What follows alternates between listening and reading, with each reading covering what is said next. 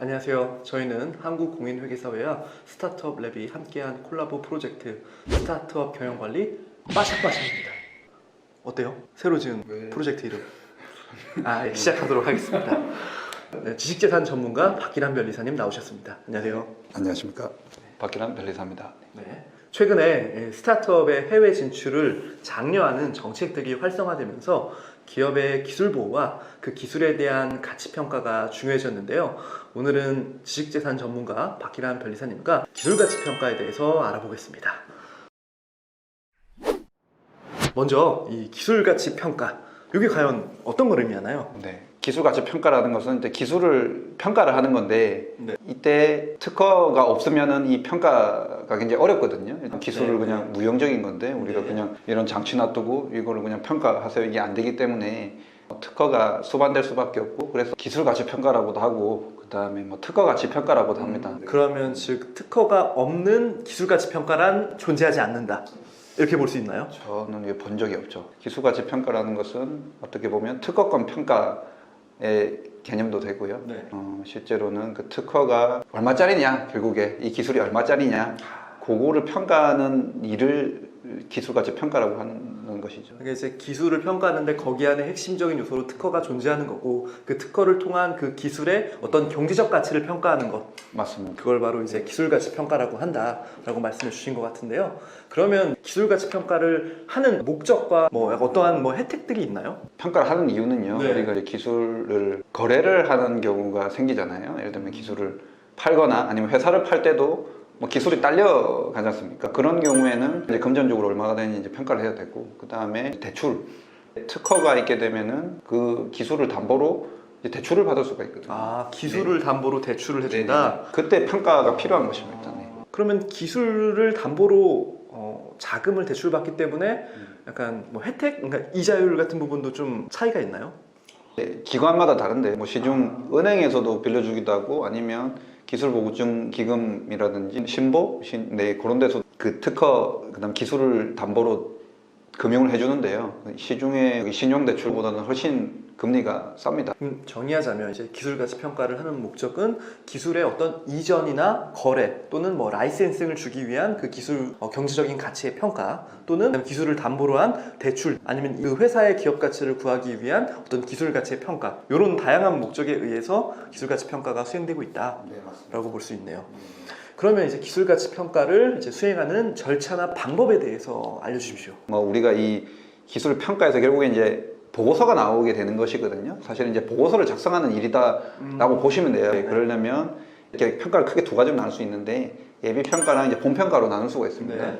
또 예비 평가는 말 그대로 굉장히 기초적인 자료만 가지고 우리 기술이 얼마나 나올 건지를 평가하는 거고요. 그 예비 평가 끝나고 나면은 제대로 된 평가단을 구성해 가지고 이제 본 평가를 하게 되는 것입니다. 본 평가를 통해서 최종적으로 이제 가치가 적힌 보고서가 나오게 되는 것이죠. 네. 이제 요런 순서대로 진행이 되는 것입니다. 회사가 예비 평가를 이제 받았다. 네네네.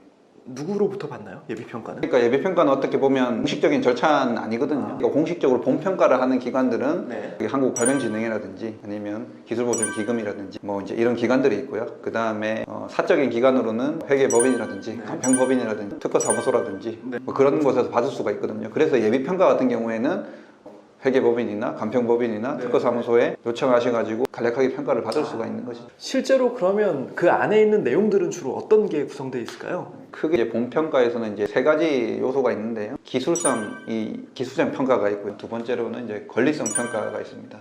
그다음 세 번째는 시장성 평가가 있고요.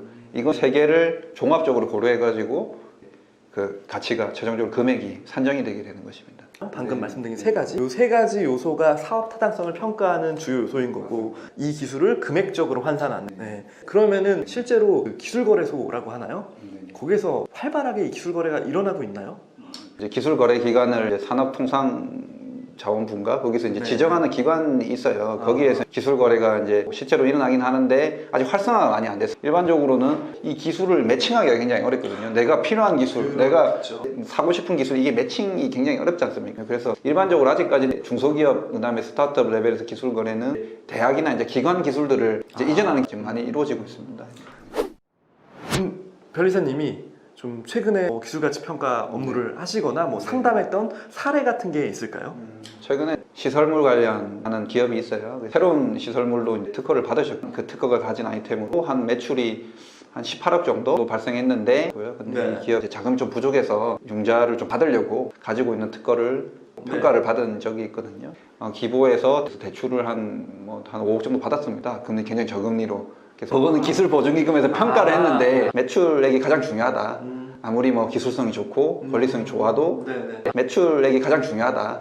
일단 이걸로 매출액이 되지 않으면 이것만 뭐 대출을 선뜻 해주기가 어렵거든요. 그렇죠. 사실. 매출이 없는 근데 스타트업이 꽤 있단 말이에요. 네. 그분들은 좀 약간 난감하겠네요. 제대로 된 가치를 받기 위해서. 그렇죠. 어떻게든 뭔가 실적 있게 나올 수 있는 뭔가라도 좀 있어야 됩니다. 예를 들면 뭐 크라우딩 펀딩 같은 그런 데서 완판을 했다. 이 정도 레퍼런스만 있어도 네. 특허를 담보로 수천만 원 정도는 나올 수가 있거든요, 사실. 그러면 마지막으로 기술가치 평가를 준비하는 스타트업들한테 한 말씀 해주신다면. 일단 아까도 말씀드렸다시피 특허가 반드시 있어야 되거든요. 특허가 없으면 사실 내가 기술이 있어도 보호가 안 되니까 이게 평가를 할 수가 없고 그렇겠네요. 뭐 사실 의미가 없어집니다. 그래서 낄 수 있으니까. 특허 반드시 있어야 되는데 보통 스타트업 초창기 때는 특허는 어떻게든 받았는데 내가 실제로 만드는 제품은 이 특허랑 매칭이 안 되는 경우가 있어요. 왜냐하면 제품은 계속 개선이 되잖아요. 근데 이제 평가를 받으려고 그러면 이게 매칭이 안 돼서 금액이 안 나오는 경우가 있습니다. 그래서 특허를 출원하고 등록을 이제 하실 때